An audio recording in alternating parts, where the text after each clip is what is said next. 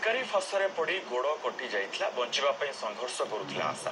नंदनकानन जातीय प्राणी उद्यानर अभिज्ञ डाक्तर उद्यम फल 8 मास पर संपूर्ण सुस्थ अच्छी आशा। तेज आशा किए से क्योंठू आसीथिला आसंतु देखिबा ए रिपोर्ट रे। चालुची दौड़ुची खेलुची आ माहुंत डाकिदेले पाखक दौड़ी आसुची मध्य। आपण भाबुथिबे आमे काहे हाथी छुआटी कथा कहूछु। ये होची आशा। 8 मास तले आशार अवस्था एमती थिला। गत नवेम्बर रे शिकारी फासरे पड़ी आशार गोड़ कटि जाइथिला। केन्दुझर रेंज पक्षरु हाथी छुआटी नंदनकानन रे छाड़ी दिया जाइथिला। तार जीवन बंचेबाकू नंदनकानन पक्षरु आरंभ होइतिला चिकित्सा। एभली गभीर क्षतर उपचार करबा नंदनकानन कर्तृपक्षक पई चैलेंज थिला। कोटा गोड़ को बारंबार ड्रेसिंग करा जाउथिला। अभिज्ञ डाक्टर द्वारा ट्रैंकुलाइज करी सिलाई करा जाउथिला। आशा को शीघ्र सुस्थ करबा बाहरु ऑनलाइन रे औषध अणा जाउथिला। आशा पई तयारी होइतिला जोता और कृत्रिम गोड़। डाक्टर को उद्यम पई एबे संपूर्ण सुस्थ आशा।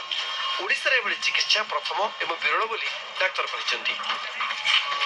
से भाबुतिले सेटा ठीक हबो नहीं से गोड़ कटा हबो किंतु गोड़ कटा हितले बोधे गोटे एलिफेंट आउ बड़ हेले से गोड़ रे आउ भरा दे के चली न पारि न थांदा किंतु समस्तिंगर सहायता जोगु आज आशा निज गोड़ रे निजे चली परछि एवं भलो अछि। आमे से जो प्रथम रु चेष्टा करी केवल हाथी नुहे बर सिंह बाघ सह सबु जीवजंतुकर दैनिक खाଇବା चिकित्सा आदि व्यवस्था पाई नंदनकानन पक्षर व्यापक व्यवस्था। जार एक दृष्टांत देखा मिली गोटे घड़ियाल कुंभीर क्षेत्र में। साधारणतः घड़ियाल कुंभीर मधुर जल रही है किंतु ये कुंभीरटी महानदी बाहरी समुद्र जाई जलेश्वर निकट में पहुंचुला। केउटों जाल में पड़ जाइए घड़ियाल को उद्धार कर नंदनकानन छड़ा जाइथिला। दीर्घ दिन धरी लुणी पानी रही कुंभीर देहरे घा होइबा सह आखि को भलरे देखा जाउनथिला। एमिति के से खाइबा मध्य छाड़ी देथिला। फोर्स फीडिंग एवं मेडिसिन द्वारा कुंभीरटी एवं संपूर्ण सुस्थ थिबा बेले निजे खाद्य ग्रहण करुछि।